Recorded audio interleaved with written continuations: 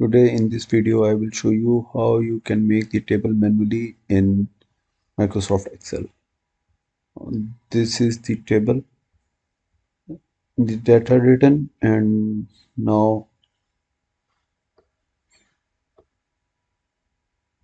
I will select all this till end,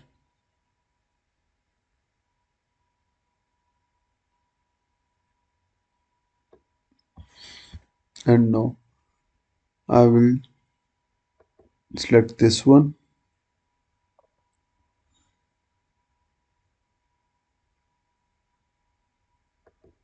and like this. In this way you can create the table in Excel manually.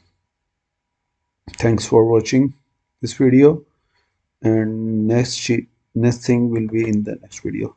Thanks.